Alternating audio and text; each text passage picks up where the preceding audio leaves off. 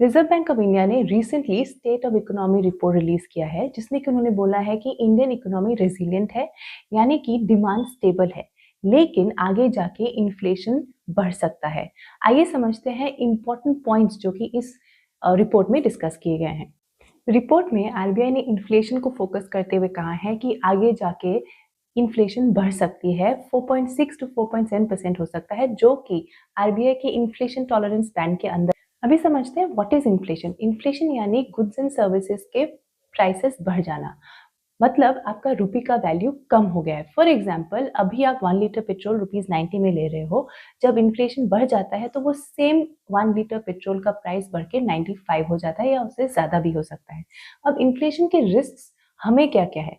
सबसे पहले तो क्रूड ऑयल प्राइसेस बढ़ जाएंगी, यानी कि आपका ट्रांसपोर्टेशन कॉस्ट बढ़ने वाला है। सेकेंडली, फूड इन्फ्लेशन बढ़ने वाला है, यानी कि खाने के प्राइसेस बढ़ने वाले हैं, और ये बेसिकली हो सकता है because of changing weather and supply disruptions.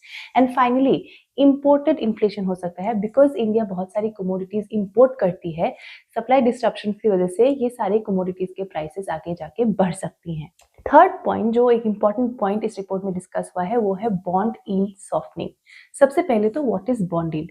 Government पैसे बोरो करती है, जैसे कि हम लोन लेते हैं वैसे गवर्नमेंट को भी पैसे की जरूरत होती है, तब वो बॉन्ड्स रेज करती है और इन्वेस्टर्स इन बॉन्ड्स पे इन्वेस्ट करती है। इसके लिए गवर्नमेंट उनको एक इंटरेस्ट पे करती है, जिसको कहते हैं बॉन्ड यील्ड।